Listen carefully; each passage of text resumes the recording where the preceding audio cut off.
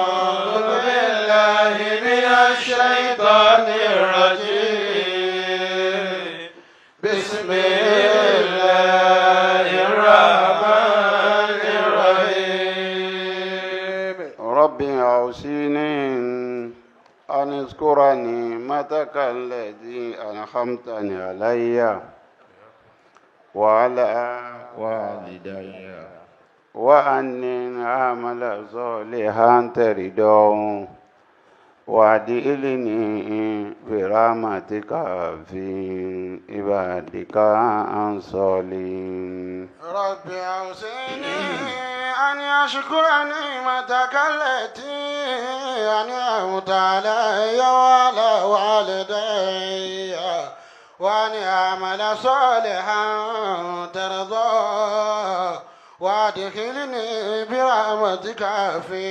عبادك الصالحين. وقالوا الحمد لله الذي أذهب عنا الحزن إن ربنا لغفور شكور. وقالوا الحمد لله الذي أذهب عنا الحزن إن ربنا لغفور شكور. وقل ربي أدعني مريالا صديقي وارجني مخرج صدق واجعل لي من لدنك سلطانا نصيرا.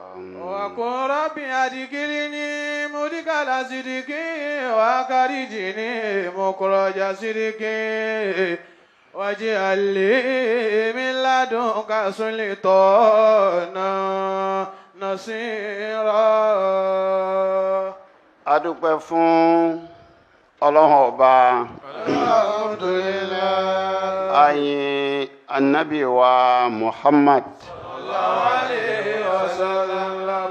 Àlékún yọ́nú ọlọ́run àti àánú ẹ̀ tí ò ní dá nígbà kan kó mú bá gbogbo àwọn ẹni ọlọ́run ọba tí wọ́n ti lọ, gbogbo àwọn tí wọ́n bá anabi wa Muhammad ṣiṣẹ́ sallallahu alayhi wa sallam. látọ̀dọ̀ Sayyidina Abubakar, Sayyidina Usman, Sayyidina Umar, Sayyidina Ali karamallahu wajhahu. Ó fi dọ́dọ̀ àwọn àyímẹ́sì, Imam Malik ń bẹ nínú wọn, Safi ń bẹ nínú wọn, Hanafi ń bẹ nínú wọn, àti Ahmadu ọmọ Hanbala. Ọlọ́run mọ́sà yọ́nú sí gbogbo wọn, gbogbo àwọn àfẹ́sìn pátápátá. Ó fi wá dọ́dọ̀ àwọn àfáà wa, bàbá wa Maulana Sheikh Adam radiyallahu ta'ala anhu, bàbá Sheikh Kamaluddin Al-Adabi, Ọlọ́run bá yọ́nú sí wọn. Bàbá wa Alágbàgì, Ọlọ́run bá yọ́nú sí wọn. Bá a ṣe tọrọ fún wọn síwájú lánàá, bàbá wa Alágbàgì ló máa tán bẹ́ẹ̀ bẹ́ẹ̀ lọ, bàbá aláya àgbà, Ọlọ́run mọ́sà yọ́nú sí gbogbo wọn. Ó fi dọ́dọ̀ àwọn olùrẹ̀wá lọ́nà tẹ̀mí, Maulana Sheikh Ahmad Tijani radiyallahu ta'ala anhu, Maulana Sheikh Alhaji Ibrahim Niyas, Maulana Sheikh Abubakar Siddiq al-Miskinu billahi, Ọlọ́run yọ́nú sí wọn. Bàbá wa Sheikh Zakaria Àtàràgbọ́, Ọlọ́run yọ́nú sí wọn. Bàbá wa Umaru Faruk, Ọlọ́run yọ́nú sí wọn. Bàbá wa Mamu Sadala Lókèkèrè, Ọlọ́run yọ́nú sí wọn. Àtàwọn àfáà wọn, bàbá arúgbó ń pàkátà, bàbá Sheikh Basara Dangba, ọlọmọsà yọ́nú sí gbogbo wọn. Gbogbo àwọn tí wọ́n ti sẹ́ẹ̀sìn táàtàdé àfúnkọjá, okun ara, àlàáfíà ara tó ń kálukú, òfìsẹ́ Ọlọ́run kó fún kálukú. Gbogbo àwọn àgbàlagbà, bàbá wa Alifatul Lafa fún gbogbo Southwest pátápátá, àdúrà ń dẹ́ta, bàbá wa Adínẹ́kàn, Ọlọ́run bá wa mójútó wọn. Bàbá Alifatul Lafa ilé kòmbí fún Tìjàníyà, bàbá akọ́sílẹ̀, Ọlọ́run mójútó wọn. Bàbá wa Àlífà, bàbá wa Lúsòdì, Ọlọ́run mọ́sà mójútó wọn. Bàbá wa Sheikh Rabi, Ọlọ́run mójútó gbogbo àwọn àgbààgbà fẹ́ẹ̀sìn, Ọlọ́run mọ́sà mójútó gbogbo wọn bẹ́ẹ̀. Gbogbo àwọn bàbá wa àyímà ní Southwest nílẹ̀ Yorùbá ń bí, bàbá Ìmáàmù Ìbàdàn ní, bàbá Ìmáàmù Ọ̀yọ́ ní, tọ́lẹ̀sẹ̀ débẹ̀, Ọlọ́run jẹ́ wọn pẹ́ ń bẹ̀. Bàbá wa Imam lábẹ́kúta ní, bàbá wa ìmáàmù níjẹ̀bú ni bàbá wa ìmáàmù lákùrẹ́ ní Adó Èkìtì ní Ọ̀ṣun ní gbogbo àwọn àgbàlagbà bẹ́ẹ̀ ọlọ́run mọ́sà mójútó gbogbo wọn pátápátá gbogbo àwọn tí ń jẹ́ àwọn àyímà gbogbo àyè àwọn àgbàlagbà tá a tọrọ fún lánàá a tọrọ fún bàbá wa níwò olùkọ́ àgbà a tọrọ fún bàbá wa máàlì ọlọ́run yọ́nú sí wọn bàbá wa máàdì nìbàdàn ọlọ́run mọ́sà yọ́nú sí wọn bàbá wa àrásí gbogbo àgbàlagbà tó ti lọ ọlọ́run mọ́sà yọ́nú sí wọn bàbá wa mufti londo faru fún gbogbo Ẹdó àndẹta sheikh batuta ọlọ́run mọ́sà bá mójútó wọn àfáwọn ọlọ́mọ ẹrú ẹ gbogbo àwọn èèyàn kọ̀ọ̀kan ọlọ́run mójútó wọn bí ọlá àwọn ènìyàn ọlọ́run jẹ́ aláṣepẹ́ fún aláṣeyọrí ọlá nàbí wa Muhammad. ibi tí abáṣẹ́dé lánàá tí ń jẹ́ tọ́píìkì wa lọ́dún ni yí pé Al-Islamu wa tanasuhu awi dinu nasihatu.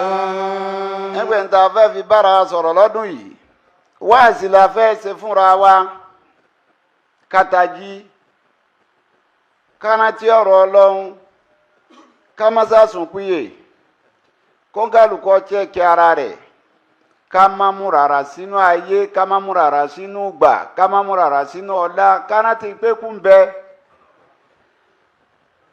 wáàsí ni lájọ́ wáyé wáyé pé al-Islam Wa tanasuhu. tànásù ni kéèyàn méjì ọmọ ṣe wáàsí fúnra wọn kẹjọ máa bára yín sọ̀rọ̀ ó lè wá lọ́nà mọ̀nà kẹgbàrá yín ní mọ̀nà tí ó máa tú wáàsí bí n ta ti sọ kọjá lánàá àbí kọ́ jẹ́ wáàsí gangan bọ́lọ̀ ń ṣe gbé kalẹ̀ fáwọn ànábì rẹ̀ tí ń jẹ́ àwọn ànábì ọlọ́run ọba tó fi ràn wọ́n ṣẹ́. Awi dinu nasiha. hadinu nasiya èyí ń lọ bára sọ̀rọ̀ lélẹ́rí ibi àwa sọ̀ kalẹ̀ sí lánàá nìyí pé wáàsí tá a wá ń wí yìí. Bayna qabuli nasihati wa rafdiha. gbígba wáàsí kí ẹ gbogbo èèyàn ní gba wáàsí mùmínì ní gba wáàsí.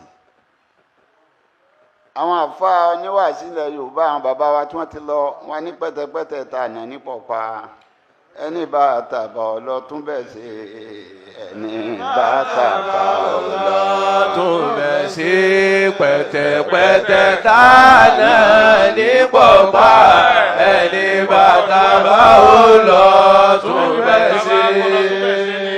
Àtàbọ̀kùnrin ó tàbóbìnrin ẹni bàtà bá ó lọ tún bẹ̀ sí pẹ̀tẹ̀pẹ̀tẹ̀ tá náà ní pọ̀pá ẹni bàtà bá ó lọ tún bẹ̀ sí.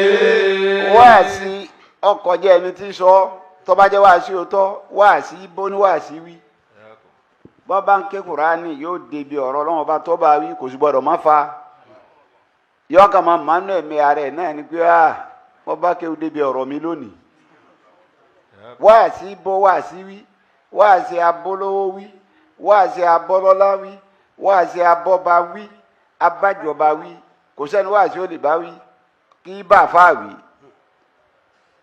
èèyàn gba wáàsí ni ó sì túnra rẹ̀ ṣe èyí sọ pé wọ́n sọ̀rọ̀ sí mi mùjísà Al-Kùránì nínú kò sí ní tí ó yẹ ká Al-Kùránì ọsọ sí mélòó láwùrẹ ìbí lérí ilẹ̀ kòkòrò kékeré ni Ọlọ́run sọ sí mélòó ni yàmùyàmù Ọlọ́run sọ sí tata Ọlọ́run sọ sí wá sí bẹ́ẹ̀ lọ́wọ́ ajá lọ́nbẹ̀ lánàá ibi adé ni yí pé.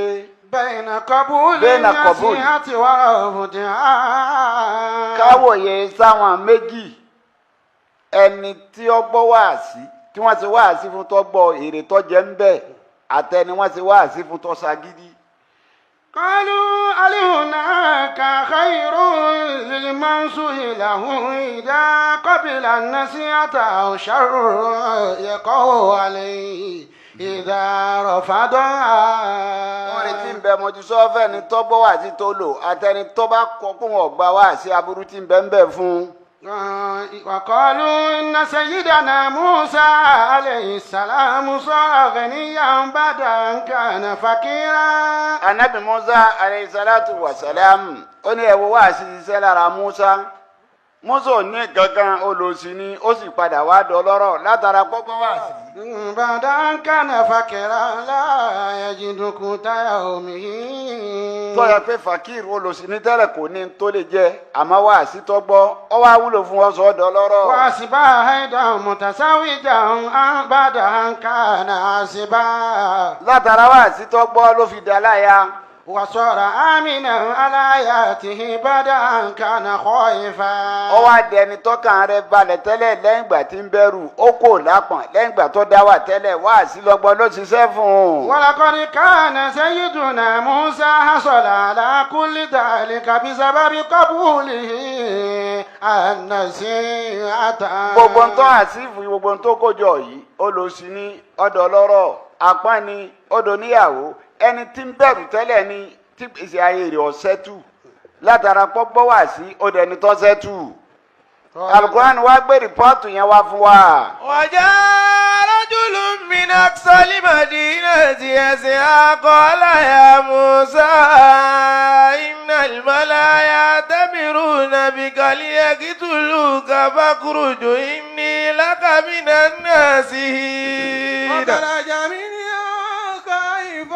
يترقب قال رب نجني من القوم الظالمين. ولما توجه تلقاء مدين قال عسى ربي أن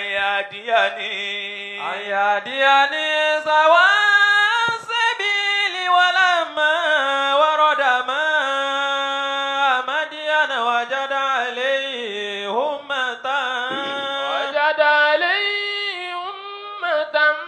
من الناس يسقون ووجد من دونهم امرأتين تسودان قال ما خطبكما قالتا لا نسقي حتى يصدر الرياح وأبونا شيخ كبير. فقالهما ثم تولى إلى ظل وقال رب إني لما أنزلت إلي من خير فقير. وجاءت إحداهما تمشي على استحياء قالت إن أبي يدعوك ليجزيك أجر ما سقيت لنا. فلما جاءه وقص عليه القصص قال لا تخف نجوت من القوم الظالمين. قالت إحداهما يا أبت استأجره إن خير من استأجرت القوي الأمين. إني أريد أن أنكحك إحدى ابنتي هاتين على أن تأجرني ثمانية حجج فإني أتممت عشرا فمن عندك.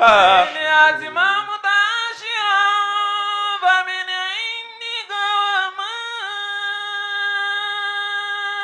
أريد أن أشق عليك ستجدني إن شاء الله من الصالحين. ستجدني إن شاء الله من الصالحين. Ṣé ọgbọ́n wá sí gbogbo ẹni tẹ́tì rẹ̀ ọba di tí ò lórí kunkun tí ò lágídí ọkàn wá sí wúlò fún ni wọ́n sì wá sí fún Musa yìí pé. وجاء رجل من أقصى المدينة يسعى قال يا موسى. Wá sí àwúlò Musa ó wà nínú ìlú. Wọ́n lárakùnrin kan wá bá Musa wá ń sọ fún Musa yìí pé. إن الملأ يأتمرون بك ليقتلوك. Ó ní Musa fúra o àwọn aláṣẹ ìlú يأتمرون بك wọ́n ń tẹ̀lé ọ. ليقتلوك wọ́n wá tẹ̀lé ọ lásán, wọ́n ń tẹ̀lé ọ, wọ́n fẹ́ èèyàn lépa rẹ, wọ́n ń tírèsì rẹ káàkiri láti pọ̀. فاخرج إني لك من الناصحين. ó ní Musa tẹ́ ìkọ̀ jáde ń lù. èmi ń ṣe wáàsí fún ọ, wáàsí nìyẹn. إني لك من الناصحين. wáàsí nìyẹn. ó ń ṣe é fún Musa. a lè pè ní wáàsí, a lè pè tàlásù. ó ń ṣe ọlọ́mọ̀ọ́sẹ̀ wáàsí fún ọ, lísìn kan gbọ́ Musa.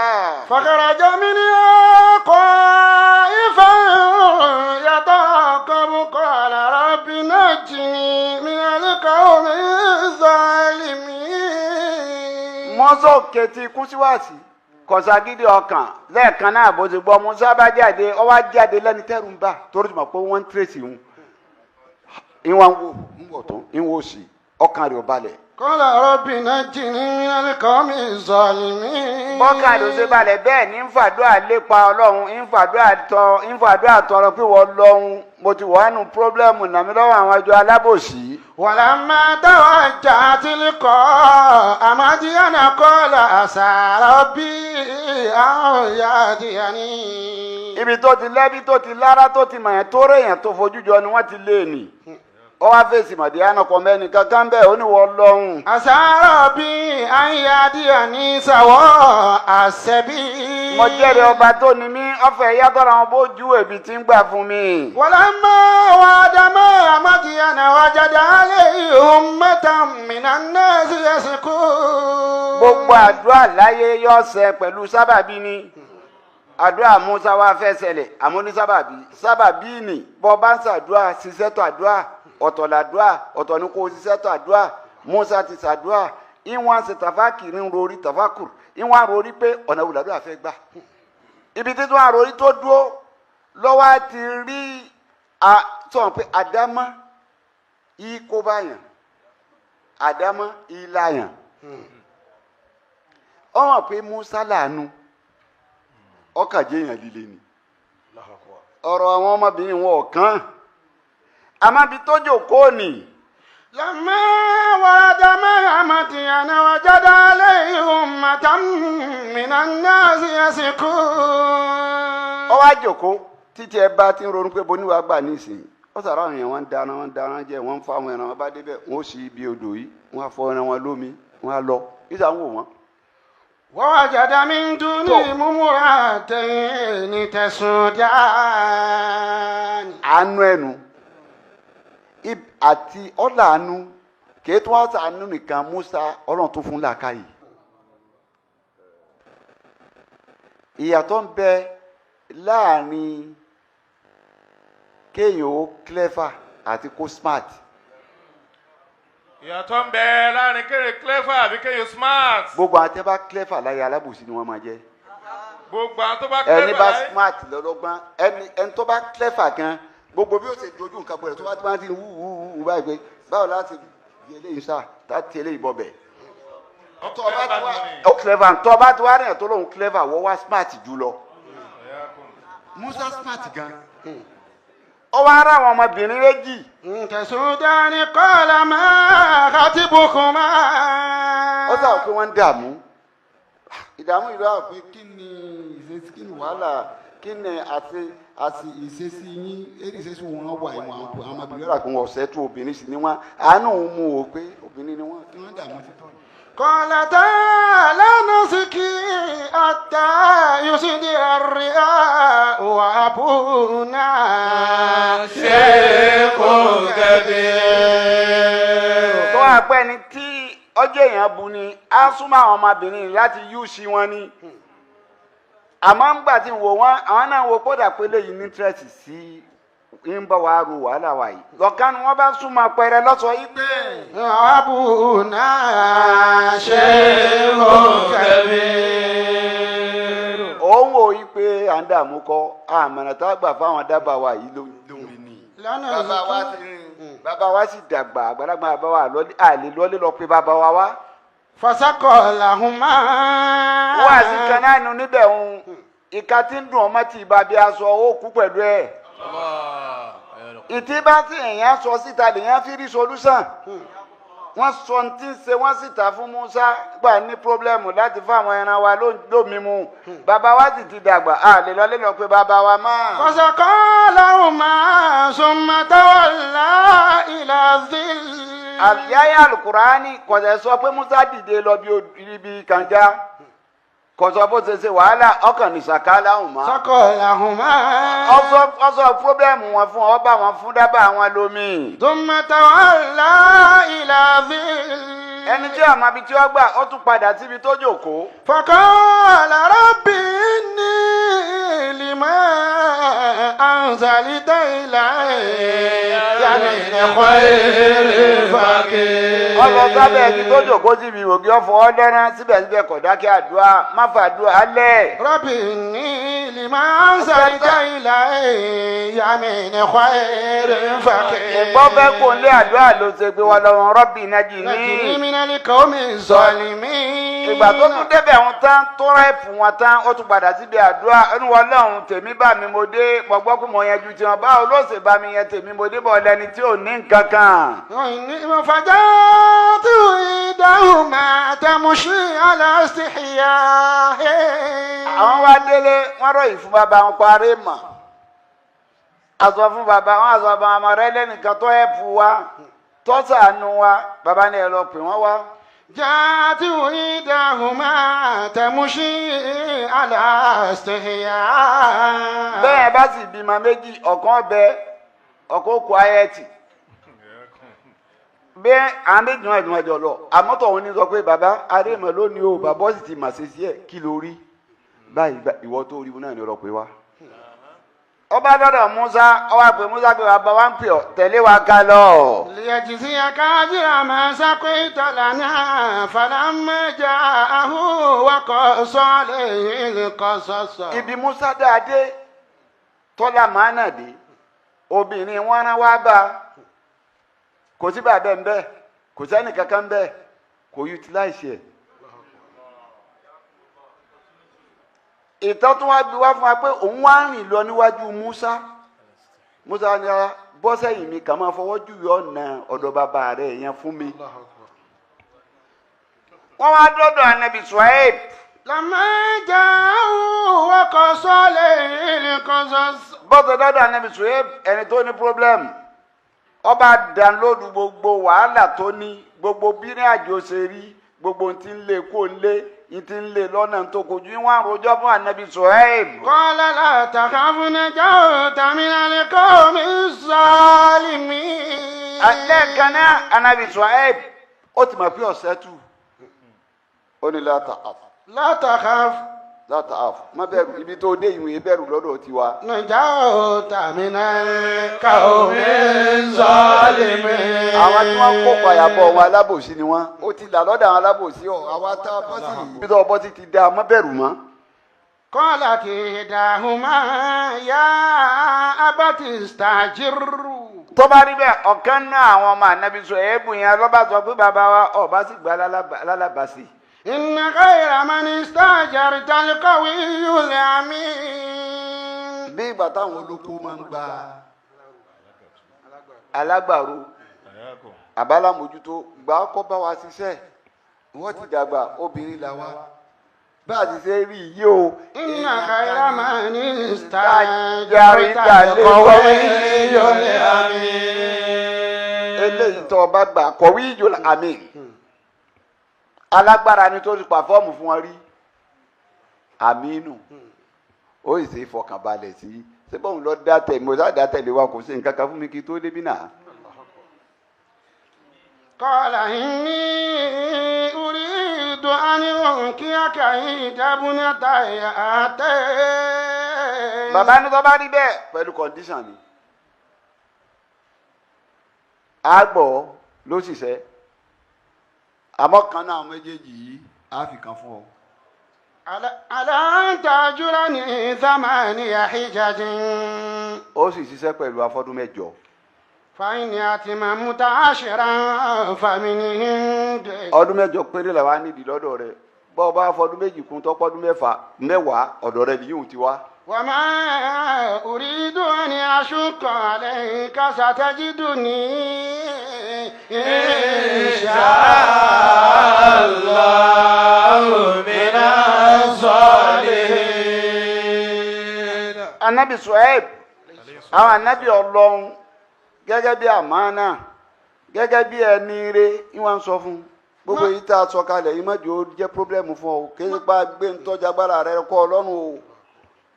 ستجدني إن شاء الله من الصالحين. kọ̀dísà tí wọ́n gbé Musa náà tẹ́wọ́ gbà ó ní ẹgbẹ́ wa ẹ bá mi mínà sọ̀lìhìn nínú ẹni rí ìní bìtìrì yìí ní jẹ́ bẹ́ẹ̀. قال ذلك بيني وبينك أيما الأجلين قضيت فلا عدوان علي والله على ما نقول وكيل. sọ́ọ́rí sábà ń kárùkù á ní ọ wá fiyèsí àlejò tí ọmọ wa rí tó dé wá bá wa àwa láṣọ fún pẹ́ẹ́nì rí wa ọmọ wa rí ọmọ Ṣuaibu rí ó sì dé ń gbé ń kọ̀ǹdíṣàn ń gbó sì gbé ń kọ̀ǹdíṣàn tán má jẹ́ kọ̀ǹdíṣàn yóò jẹ́ pọ́blẹ́mù fún ọ ó ní insha Allahu من الصالحين. Ṣuaibu lógo Ọlọ́run ọ bá wa lẹ́nu rẹ̀ ju bí wọ́n ṣe lérò ń lọ. Ṣuaibu ní lógo Ọlọ́run ọ bá wa lẹ́nu rẹ̀ ju bí wọ́n Musa ṣe lérò ń lọ. nítorí ọmọ yìí pé ọ̀dà àwọn kan ló ti kú. ọ̀rọ̀ ẹnu yóò ṣe bìlífù àwọn tọ́ra sí lọ́wọ́ nìsí mo kàn hẹ́pù èèyàn ní mo sọ pọ́bẹ́mù fún yín ẹ̀ tún ní kí n máa fẹ́ bì yìí ní fẹ́ bì nìkan ẹ̀ tún ní lọ́dún mẹ́jọ mo bá tún fi méjì kún ọdún mẹ́wàá à ṣe é pé ibi mo ti kú gan ó tún fẹ́ bá tàbí أشق عليك ستجدني إن شاء الله من الصالحين. nínú sọ́ọ̀lì yìí náà ipe inú ẹni rí wà lọ́dọ̀ Musa ẹni rí wà lọ́dọ̀ Ṣuaibu.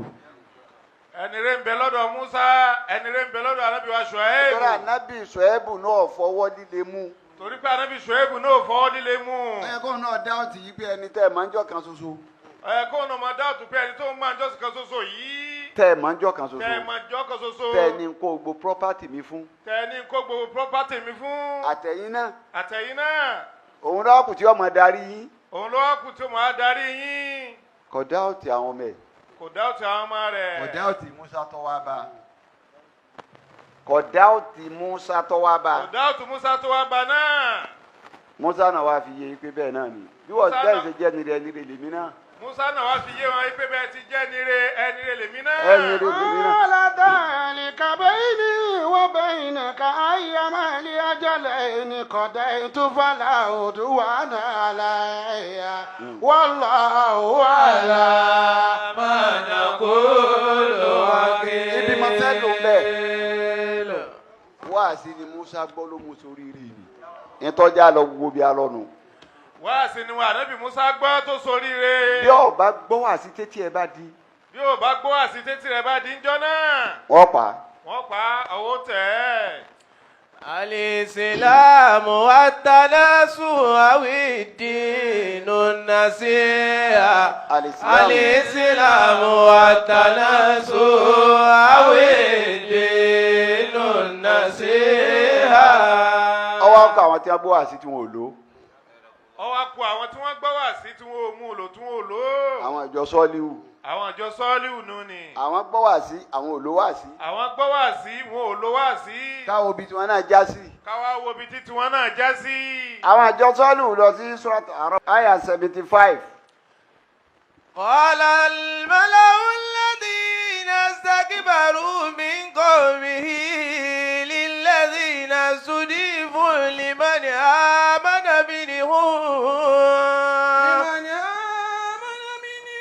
وتعلمون أن صالحا مرسل من ربه قالوا إنا بما أرسل به مؤمنون قال الذين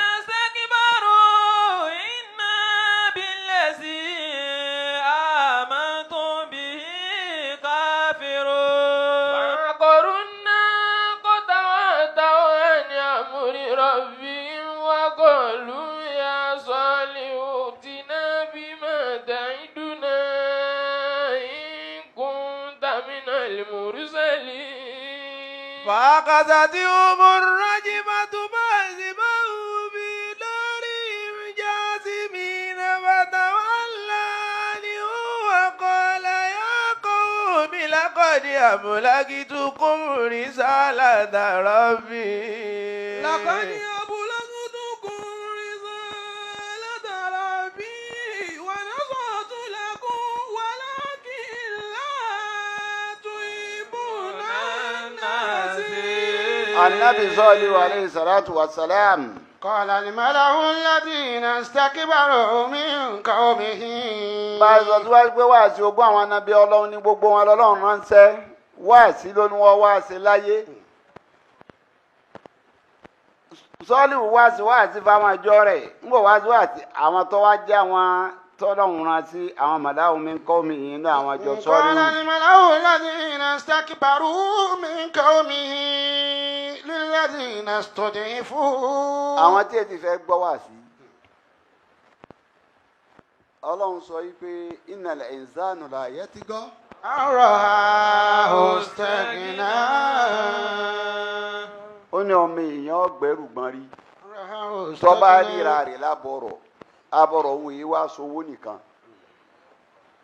ó lè rí rẹ̀ lábọ̀rọ̀ alágbára kí wọ́n tún bá wa sọ̀rọ̀ mi táwa dé yìí ọ̀rọ̀ ni wọ́n ní lẹ́nu ó lè rí rẹ̀ lábọ̀rọ̀ ọjọ́jọba ó lè rí rẹ̀ lábọ̀rọ̀ olówó kó lówó pé sẹ́nìkan bá tó rò sóyè bá wa sọ̀rọ̀. إذا قيل له اتق الله أخذته العزة. tí wọ́n bá sọ fún mi pé tẹ̀kílá اتق الله أخذته العزة. yóò fi di ara rẹ̀ pé kí ló ń sọ lẹ́nu bí ẹ bá tẹ sọ̀rọ̀ ọ dáa fún ọ. tó bá tẹ sọ̀rọ̀ àjẹpẹ́lẹ́nu tẹ́yìn ti dáa tó bọ́bá dáa dáa fún ọ kọ́ ní. pé yẹn tó ní lárí kan ní bá wa sọ̀rọ̀ ìwọ ní ta ní sọ̀rọ̀. ta ni sọ̀rọ̀ gan-an. ó lè jọ́rọ̀ owó ó lè jọ́rọ̀ agbára kódà yìí máa jọ́rọ̀ ọmọ ìmágun ní mímọ́. ìmọ̀ ń gbọ́ onímọ̀ náà. kí ni kí lójú wo ti tó tánu tíra ojú ẹ lè tó gbọ́ ẹ̀ tánu tíra kọ́lọ́ má fi hàn ọ́. ojú rẹ̀ lè tó gbó nǹkan tẹ́ni tíra kọ́lọ́ mọ́ fi ibẹ̀ kan hàn án. gbogbo ẹni tó ní tíra ń lé lọ́lọ́run ní ọgán ni tí ń jẹ́ gidi ń bẹ̀ ni. irú àwọn bẹ́ẹ̀ tọ́lọ̀ rán sọ́líwù sí tọ́jọ́ pé alágbára ni wọ́n. الذين استكبروا من قومه. wọ́n wá ń ṣe kọ́ńkínná wọ́n fìlì ara wọn nínú àwọn àjọ sọ́líwù wọn ò gbọ́ wá sí. للذين استضيفوا لمن آمن منهم أتعلمون أن صالحا مرسل من ربه. ló fi jáde pé tálíkà ni máa ń pọ̀ mọ́sálásí ilé ìjọsìn bọ́ dé wá sí tálíkà ni ó pọ̀ ń bẹ̀. ló jẹ́ pé tálíkà ni máa ń kọ́ mọ́sálásí. ń bọ̀ dásàlátù àwọn ẹ̀yà wọ́n fẹ́ sin lọ́hùn àwọn tọ̀hún ìgbéraga ti wọ̀ wọ́n wọn ò lè wá jòkó tì wá òkè ta ni mo fẹ́ lọ bá pé bẹ́ẹ̀ èyí tí ọba fi wá yọ kọ́ mọ́sálásí ní ọgbà rẹ̀ ni. èyí tó bá fi wá yóò kọ́ mọ́sálásí sínú ọgbà rẹ̀ ni. lóòótọ́ àṣejù ẹ̀yìn tálíkà náà pọ̀ o ńgbọ̀ bá ti dé wọ́n ti mú wéde wọ́n ti mú èdè lẹ́nu géètì. wọ́n fi mọ́sálásí sú ké fáàbọ̀ délé ìjọsìn kejì náà ńlọ́jọ́ kárùkù àánú ó lò pé àlẹ́dínà. الذين استكبروا من قومه للذين استضعفوا. àwọn tó jẹ́ àwọn alágbára yìí wọ́n wá ń sọ fún àwọn àlẹ́dínà sẹ́dí ìfọ̀ àwọn tí ò lágbára àwọn tí ò lẹ́nu wọn ò lẹ́nu ń bẹ̀. لمن آمن منهم أتعلمون أن صالحا مرسل من ربه. ọ̀rọ̀ àwọn àìsàn fún àwọn tó jẹ́ ọ̀lẹ wọ̀nyí wọ́n sọ fún àwọn jọjí àwọn alágbára yìí sọ fún àwọn ọ̀lẹ tó ọ̀pọ̀ àwọn ọ̀lẹ yìí sì ni mùmínì àwọn ni wọ́n gba sọ́ọ̀lì gbọ́ wọn rí pé ọ̀rọ̀ tí ń sọ yìí ọlọ́run ló ránṣẹ́ bí wọ́n bá ti wá ní ìmánì wọn àwọn ó sì fẹ́ máa da ìmánì wọn nù. أتعلمون ìjọ ń gbà fà ìjọ ò ti ń lọ mọ́sálásí ọ̀hún sọ́dá fún ọ ni. ìjọ ò ti lọ mọ́sálásí ọ̀hún sódà fún ọ ni. à ń sọ̀rọ̀ gidi fún ọ pé irọ́ lélẹ́yìí òun pa ọlọ́run ọ̀ránṣẹ́ kí ló lékúnnù kan ní ìrẹ́njọ́ tẹ̀tí lọ tẹ́ kàn dààmú ara yín káàkiri lẹ̀ ọlọ́run níbẹ̀ ni wọ́n sọ báyìí tí wọ́n nígbàgbọ́ sànàbì sọ́líwù àwọn alágbára yìí ń sọ bẹ́ẹ̀ fún wọn. أتعلمون أن صالحا مرسل من ربه. قالوا إنا بما أرسل به مؤمنون قال الذين استكبروا إنا بالذي آمنتم به كافرون. àwọn mọ́mìnì wá sọ fún ẹ pé sáà wàá mà pé sọ́ọ́lì wí ẹni ọlọ́run ni. إنا بما أرسل به مؤمنون. ẹ mà gbọ́ lọ́n lọ́rọ̀ ṣẹ́ ni òjíṣẹ́ ọlọ́run ọba ni ọ̀ràn sí wa ni. àwa gbà yàní pé a gbà fún gẹ́gẹ́ bá àtọ̀hún. sọ pé báwọn kèfèrí ń ṣe máa ń wà wọn àwọn tí máa ń wà lára náà jẹ́ múmi ni wọn ò lè sọ̀rọ̀ ni. báwọn kèfèrí ìbá tí máa ń wà ní àwọn tó ń jẹ́ mùmí náà ń bẹ lára wọn ò lè sọ̀rọ̀ ní. ló jẹ́ pé ń jọ́ tọrọ Musa náà délé àwọn múmi ní jòkó ti fìrí ó náà. wọ́n jòkó ti fìrí ó náà. fìrí ó náà sì kọ̀ǹdẹ́mù Musa. àwọn wá rí i pé ọ̀gbọ́ èyí tó ń kọ̀ǹdẹ́mù yìí nǹkan gidi ni o. àmọ́ ìmánì wọn òun ò lè fi hàn ìgbòsùn wọn tí wọ́n fi hàn òun wọ́n wá fèsì ẹ̀. وقال رجل مؤمن من آل فرعون يكتم إيمانه أتقتلون رجلا أن يقول ربي الله وقد جاءكم بالبينات من ربكم وإن يك كاذبا فعليه كذبه وإن يك صادقا يصبكم بعد الذي يعدكم إن الله لا يهدي من هو مسرف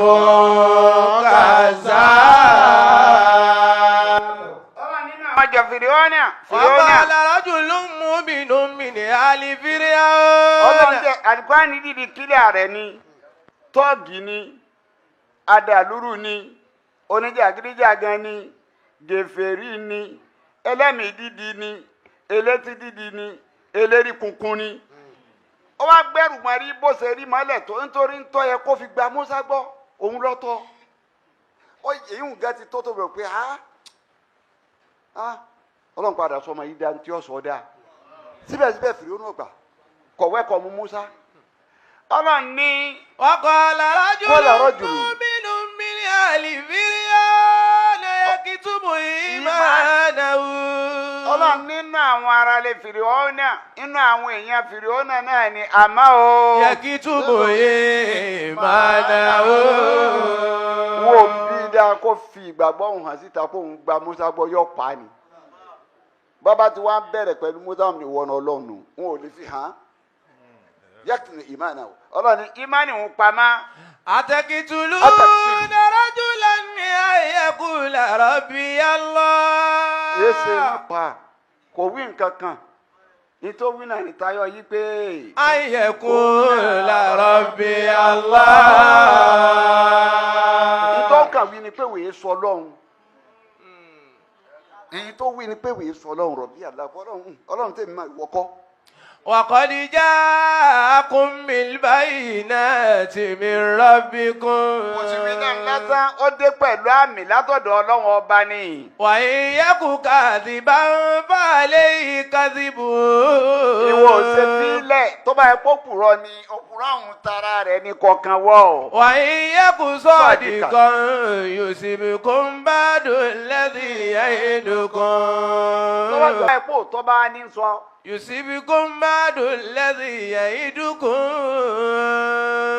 wọ́n pín sí méjì fún ọ̀gá tó bá yẹ pé rọ́ọ̀nì bá ń pa ṣébò wọn ló ní pírọ́blẹ́mù ẹ̀ tó bá yẹ pé tí wọ́n ń sọ yìí náà wò ó tọ́nà ló wá gbé dé ńkọ́.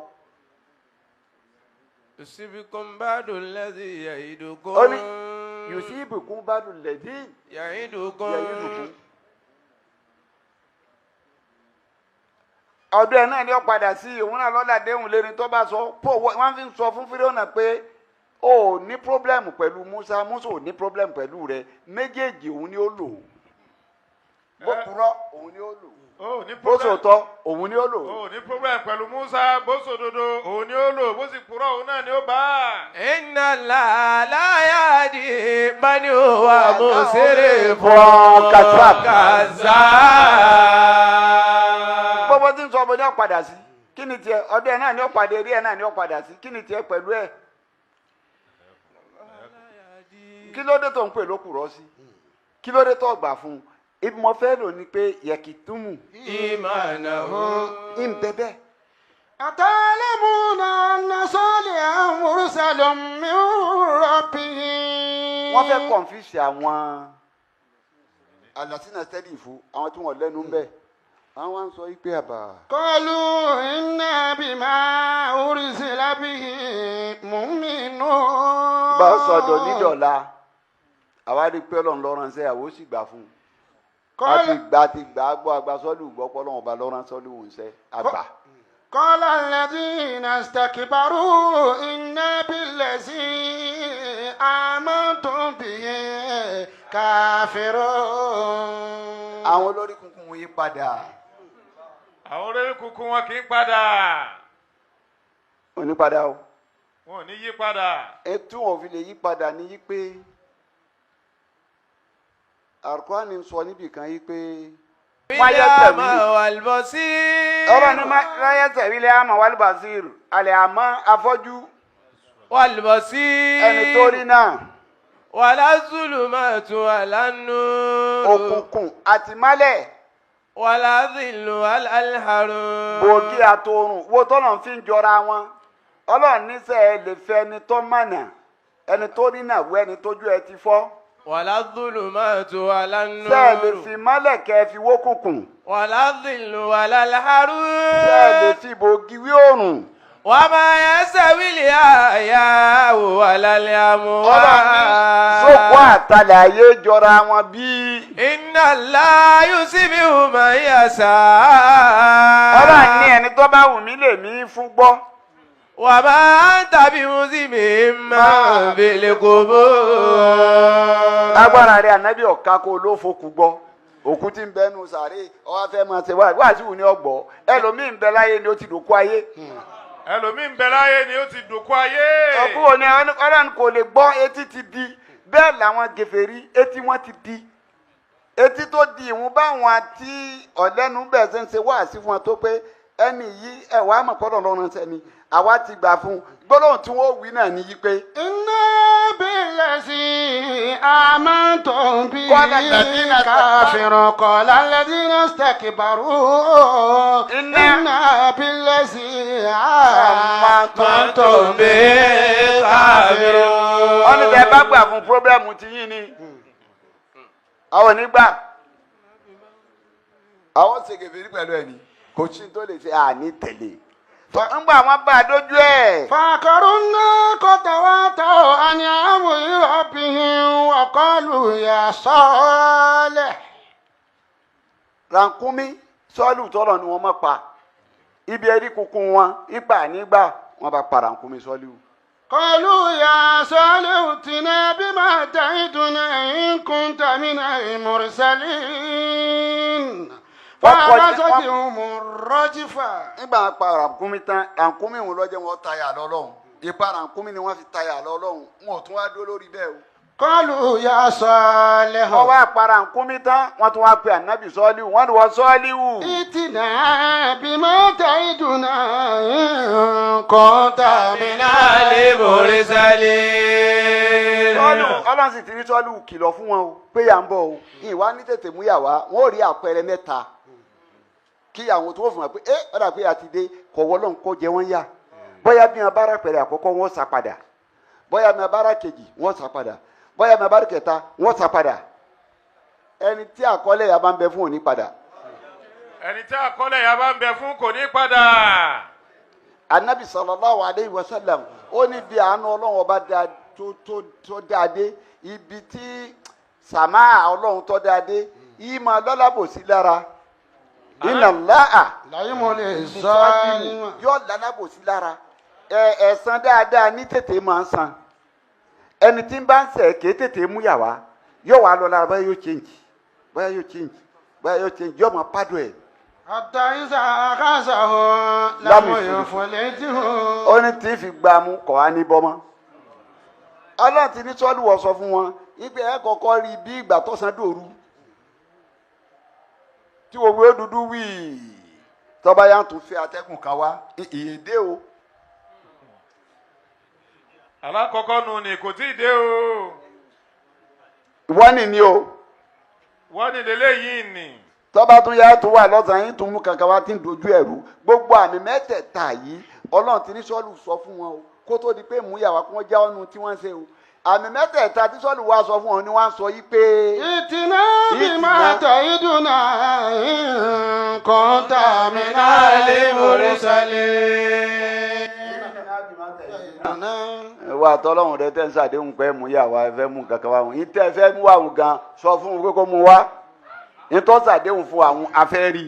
nǹkan tà mí náà lè mórí sálẹ̀ náà. tọ́ba pé wọ́n òjíṣẹ́ wọn pè ọ́ lóòótọ́ o. fàkàṣà tí ó mú rọ́ọ̀jì fàtó fàṣìbà ó fi darí ìjà sí mi. ìgbà tá ànábì sọ́ọ̀lù ọba àdébẹ̀ fún ọgbọ́n sọ́ọ̀lù bá yẹ sẹ́gbẹ́ kan òun ti mọ̀ pé yọ wà ọba rà bó sẹ́gbẹ́ kan fún wọn. fàkàṣà tí ó mú rọ́ọ̀jì fàtó. ọlọ́run bá gbé tìrìsàlù dé rọ́jìfà ó jílẹ̀ pò mọ́ wọn lẹ́sẹ̀. fàṣìbà ó fi darí ìjà sí mi. ìlú tí wọ́n ń gbé tẹ́lẹ̀ náà ni ó sì yí wọn po. ìlú tí wọ́n ń gbé tẹ́lẹ̀ ni ọlọ́run bá sì yí wọn po.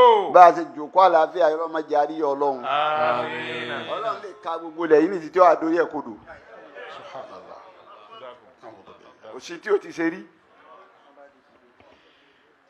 kò sí tí ó ti ṣe rí. lẹ́ẹ̀kan náà gbogbo agbára wọn bá di sìgìdì.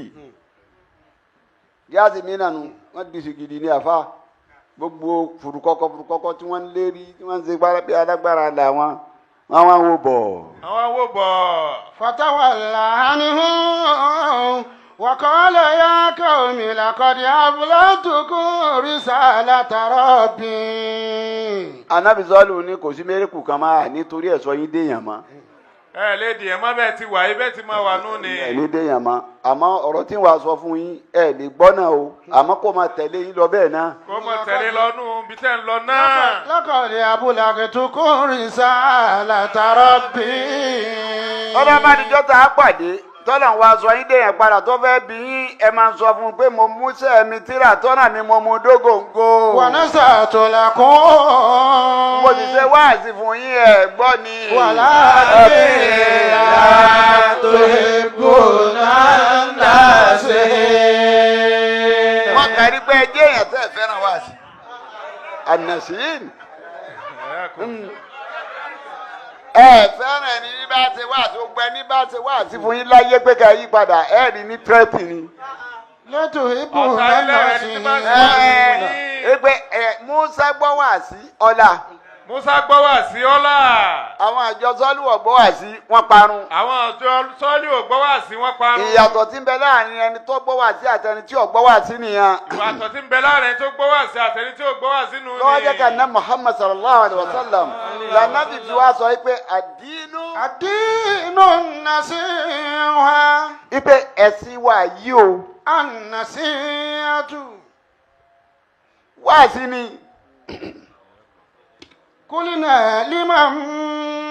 gbogbo àti ka ìran wá sí fún wa lánàá. ẹni dàfà tó bọ́ wá sí wájú rẹ kíláàsì tí ń kọ nítorí tí ń jẹ́ wá sí òun ni ìtì ń bẹ lábẹ́ rẹ̀ nípa afẹ́kẹ́ yóò soríire ẹni tí ń kọ náà fún wúlò láyé ni. ẹni tí ń kọ náà ó fẹ́ kó wúlò láyé ni. wá sí ni Ànábì ní ẹ̀sìn wa yìí wá sí ni gbogbo ẹ̀ látòkè délẹ̀. kulina liman. àwọn sàábé wa ń bi léèrè pé liman oníwàásí ni fún ta ni. qala lillahi. ó ní fọ́lọ́run. wali kitabihi. fún tírà Ọlọ́run. wali rasulihi. fáwọn òjíṣẹ́ Ọlọ́run. wali ahimmatil muslimin. gbogbo àwọn àyímọ̀ mùsùlùmí gbogbo àwọn àfẹ́sìn. wa ammatihim. àtàwọn àjọ wọn tá a rán wọn sí. ọ̀nà tó pín sínú wọ́n bí pé oníwẹ̀sìn yìí wà sí ni tó dìjọ́ nàṣíyà ni ìtọ́jọ́ jẹ́ wà sí ni yí pé gbogbo ẹ̀ látòkèdélẹ̀ àrùkáránì látòkèdélẹ̀ náyù bẹ́ńbẹ́ amúrù bẹ́ńbẹ́ gbogbo wádùú bẹ́ńbẹ́ gbogbo tí bẹ́ńbẹ́ látòkèdélẹ̀ wà sí ni òun ni wọ́n kójọ tí wọ́n fi pé wà sí òkè wà sí tó ní àṣìyà ní wà sí lẹ́sìn liman. qala lillahi. àkọ́kọ́ nù ó ní Ọlọ́run gan fún rẹ̀ ní wà sí. ولكتابه tírà Ọlọ́run ولرسوله òjíṣẹ́ Ọlọ́run ولأئمة أئمة المسلمين المسلمين. وعامتهم. làákàyọ̀ máa béèrè àtìmọ̀ ipe ìgbà tó gbé tó ní wàásí tí wọ́n ní límà tó ní lìláyì sátúnṣe wàásí fọ́lọ́run ni. sàtúnṣe wá sí fọlọ́wọ́n ọba náà ni. ànábì òsì sọ̀rọ̀ kọ́ má di bẹ́ẹ̀. ànábì ò sì sọ̀rọ̀ kó má rí bẹ́ẹ̀. òun ló sì gbé láti orí Ọlọ́run yìí ta ní ọ̀wá mọ́ a gbọ́ pé wàásí ṣiṣẹ́ láàrin ara wa tí àwa ń bọ́ lọ́rọ́ Ọlọ́run tó fẹ́ gbé ká tọ́ mọ́ sọ́wọ́n pé tọ́ ẹ̀sà báyìí. òjò tẹ́ ń rọ̀ yìí ti ń pẹ́ ju òòrùn yìí sí wàásí wo lọ́rọ̀ Ọlọ́run òun ló sì wí àfi káwa ìpégbà tó ní límà tó ní límà wọ́n ní lílá àfi káwa wíwá tó wà wá àwọn tó fi mọ̀ pé tá ànábì ń wo orí ọ̀nà náà lọ́wọ́ má yẹ tí kò ánilẹ̀ á wá.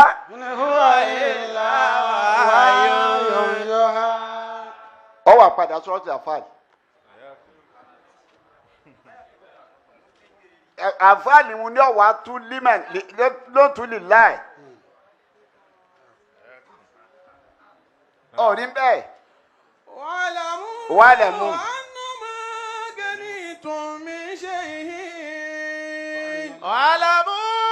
أنما غنمتم من شيء فأن لله خمسه وللرسول ولذي القربى واليتامى والمساكين وابن السبيل وإن كنتم آمنتم بالله وما أنزلنا على عبدنا يوم الفرقان يوم الفرقان يوم التقى يوم الفرقان يوم الفرقان يوم التقى الجمعان والله على كل شيء قدير. ó rí i pé àyà òun lọ́yànjú ọ̀rọ̀ àdìsí ànábì. واعلموا أنما غنمتم من شيء. ẹ lọ mọ̀ tẹ́ bá lògùn tẹ́ bá dé gbogbo ń tẹ́ bá kó lọ́rọ̀ lógun bó ṣe lè wọ́pọ̀ tó. فأن لله خمسه. gbogbo bọ́rọ̀ òun ṣe lè pọ̀ tó tẹ́ bá gbé dé ẹ̀dá sí márùn-ún ìdá kanú ìdá márùn-ún tọ́lọ́ ni níbo lọ́lọ́run wà tí wọ́n fẹ́ kó gẹ̀ẹ́nì mà lọ fún. níbo lọ́lọ́run wà tá a fẹ́ kó Àlùkùránì ló ti sọ yìí pé tẹ́ ẹ bá ti darí ogun o bàbá tá a pín nǹkan sí márùn-ún tá a bá ní alákọ̀ọ́kọ́ yìí yọmọ jẹ́ tàwọn ìmáàmù mẹ́rin yòókù yá pín báyìí á sà kó lọ lé ìmáàmù èyí tó jẹ́ ìdá tọ́lọ́run ìdákàndá márùn-ún níbo lọ́lọ́run wà tá a kó lọ. أن لله خمسه.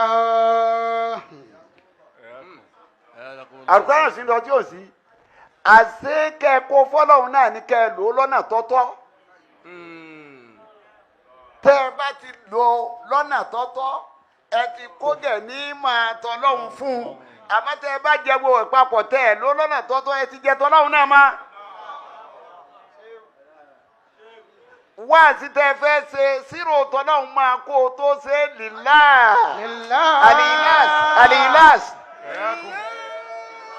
هو الإخلاص في لله. الإخلاص في الله ṣe ìlàsù fọ́lọ́run lórí wáàsí tó ṣe lọ́jà náà bẹ kọ́ gbé lọ́rùn gba ní lìmọ́ ta ló ní wáàsí gbé látọ̀dọ̀ Ọlọ́run. قال لله أي تخلص في لله فاللام للعاقبة.